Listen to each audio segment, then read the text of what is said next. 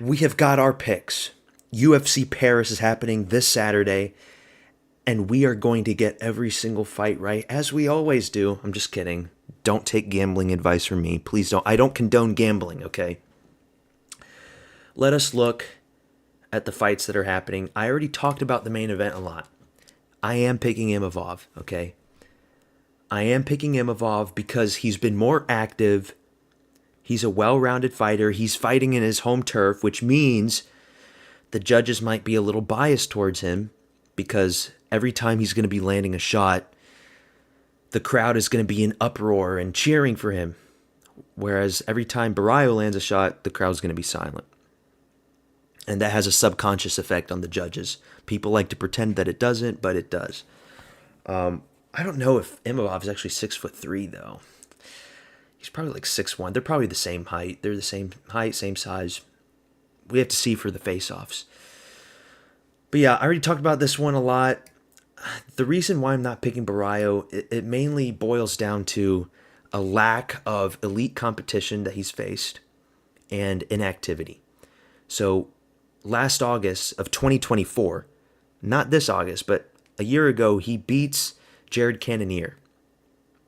And remember that fight? He threw a big shot at Jared Cannonier in the 5th round. His snot was like flickering everywhere. It was all bloody. I thought Jared Cannonier was about to die. I thought the UFC was about to have its first death inside the octagon because Jared Cannonier was like all wobbly and he looked like it was that bad. But he still couldn't even finish him off. So that was really a bad look for Caio Borralho. Before that, in May of 2024, he knocks out Paul Craig. And I've said this time and time again. I don't care if you knock out Paul Craig. I really don't. It doesn't matter to me. Knocking out Paul Craig does nothing in terms of your skill set. It really doesn't. And before that, he was getting decisions, just laying on top of people, being backpacks. Abus Magomedov, he didn't lay on top of Abus Magomedov that much. But it was a boring fight. I can't really remember anything that happened in that fight because it was just so pathetic. So IMAVOV by decision. I don't think anybody's getting knocked out or submitted, but IMAVOV by unanimous decision, 49-48. It might even be a split decision. If it's a split decision, people are going to say that BORRALHO was robbed because the only reason they're giving IMAVOV a split decision is because it's happening in Paris, even though IMAVOV is Dagestani. But co-main event, Benoit Saint-Denis versus Mauricio Rufy. I can't pick BSD. I just can't. Let's look at BSD's past few fights. Do you remember when BSD was being hyped up after these 5 wins in a row? Everybody was hyping up on BSD on Reddit, on Twitter. They were posting that picture of him like every single day with his tongue sticking out, with his hands like he's the god of war. Oh my God, he's going to be unstoppable. He's so scary. He's a marauder. Lucas Tracy was sucking that French penis all day. I'm not going to do it because I'm not gay. I can't pick him. He was ranked 13 when he fought Dustin Poirier, right? He was like ranked 13, 14. They shouldn't have done that fight. He fought an elite counterpuncher in DP way too soon. That was a very big mistake. And then a few months later, they put him up against Renato Moicano, which should have been a winnable fight. But he's got no good ground game, apparently, because he gets taken down by Renato Moicano. And Renato Moicano has a fucked up collarbone. I don't know if it's broken or not. Like, the thing is with Moicano, when he starts the fight, his collarbone doesn't look like that. It's only when he gets in the fight, it like pops into that position. So, gets bludgeoned and butchered by Moicano. Elbows fuck his face up. He looks horrible. Oh, but he's like former special forces. He's in the GIGN and the French Legion. I don't give a fuck. I really don't give a fuck how tough and scary he looks. He doesn't even look scary anymore. Like, his aura has completely dissipated. Fights Kyle Prepolek. Beats Kyle Prepolek, a no-name guy from Canada. But even in that fight, he didn't look that impressive. He didn't look that impressive. He looked slow on the ground. I'm not picking Benoit Saint-Denis. I'm just not. I'm not picking him. Mauricio Rufy, on the other hand, hyped up fighting nerds guy. I think he is the second best fighting nerd. Even though we haven't seen much from him compared to Carlos Prates, this is going to be his coming out fight. After Mauricio Rufy knocks out Benoit Saint-Denis, everybody is going to know who he is at this point. It's not just going to be a hardcore thing. Everybody's going to be understanding what he's about, because he fought James Lontop, he fought Malarkey, and the beautiful knockout against Bobby Green. But now after he beats BSD, everybody's going to be on the hype train with Mauricio Rufy. We go on to the next fight. I was originally going to pick Mason Jones, but no, I'm not. I'm going with Balaji. And Balaji, the reason I'm picking him is because Mason Jones didn't look all that good against Jeremy Stevens. And Mason Jones, his past fights in the UFC have been draws, and he lost to some really bad competition. I just can't pick him. I can't. He's 12-2. Wait, he's 12-2? Let's look at Mason Jones' UFC record real quick. Because I remember wasn't he like cut from the UFC and then he came back or something? Yeah. So he started in the UFC. He was cut. He loses to Ludovic Klein. That is not a good loss. You should not be losing to Ludovic Klein. He goes back into some regional shithole, wins there, beats Jeremy Stevens, an old man who's broken, got so many injuries.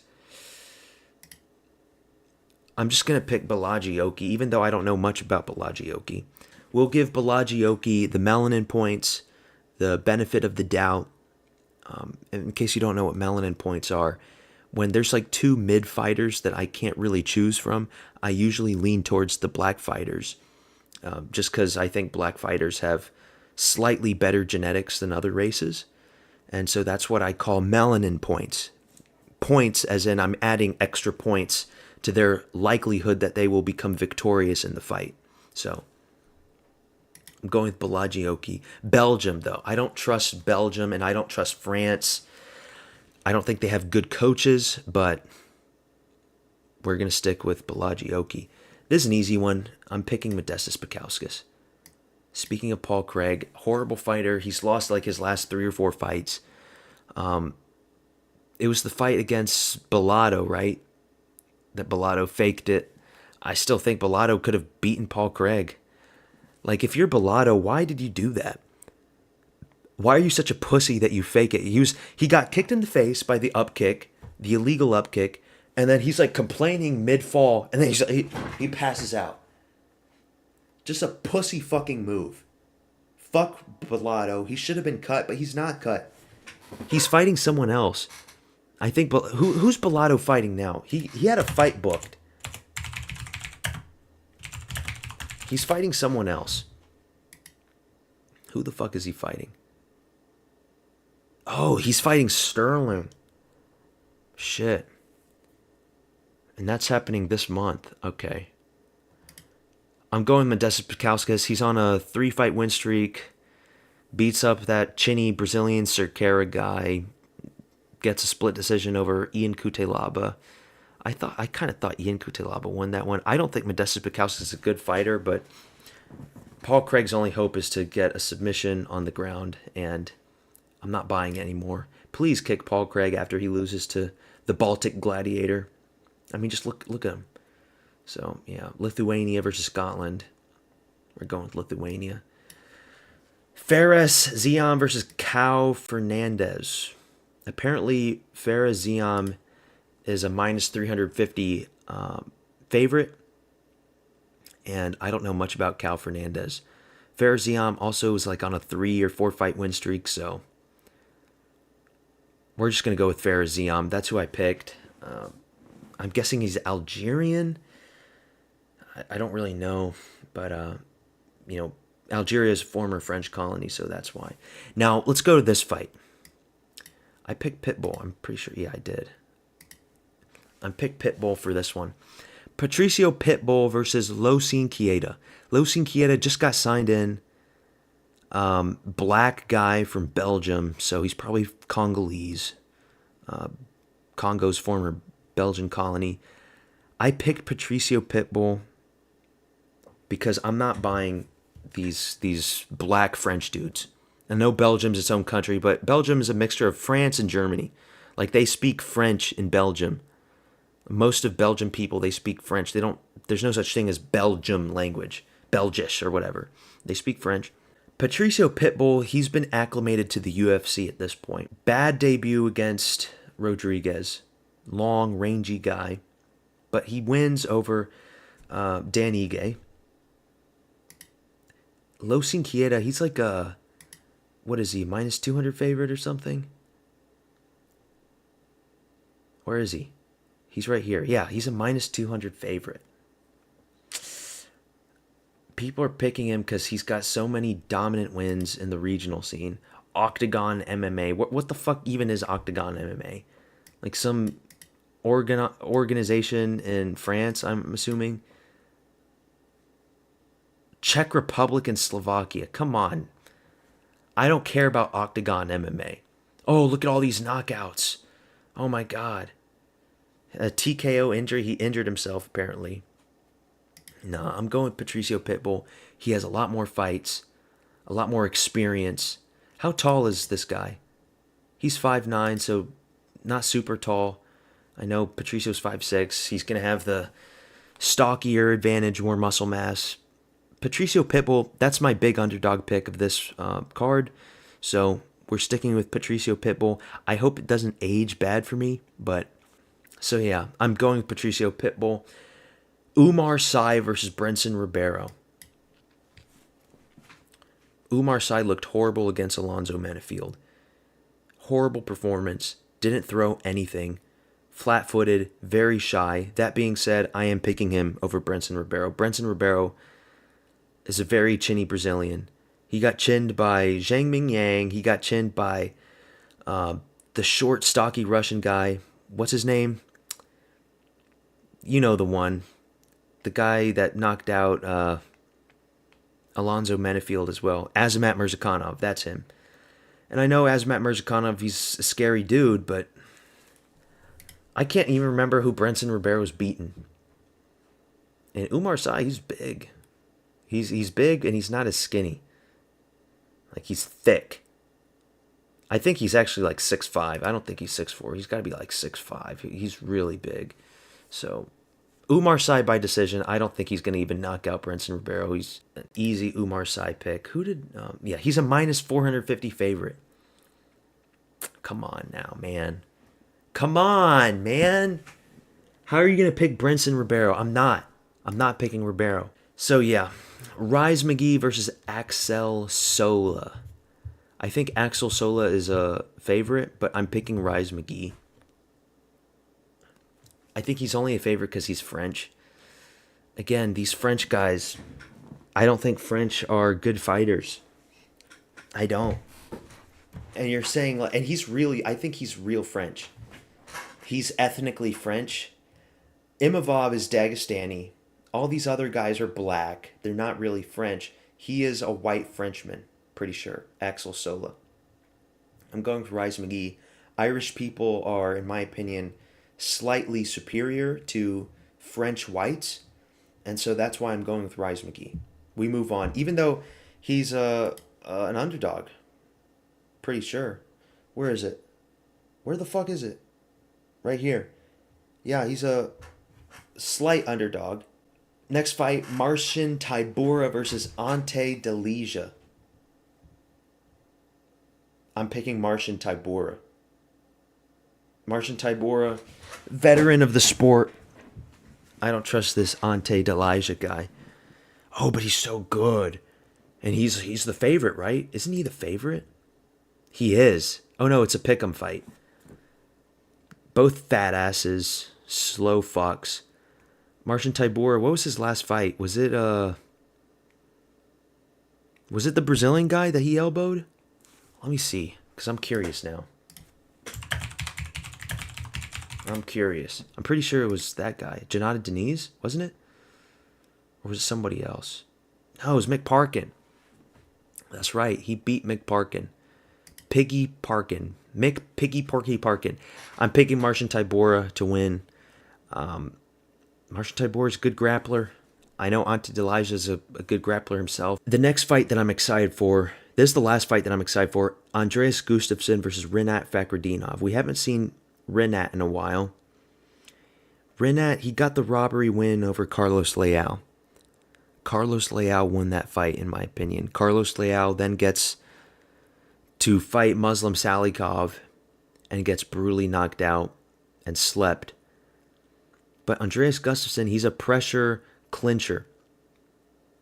He's like a little leech, like one of those little fish that swim underneath the sharks, that they're like attached to the sharks. He's like that. And I think Rinat can neutralize that kind of fight style. And I think that's why the fighting odds have it so close. It's pretty much a pick'em fight, really. He's a favorite, but not by a lot.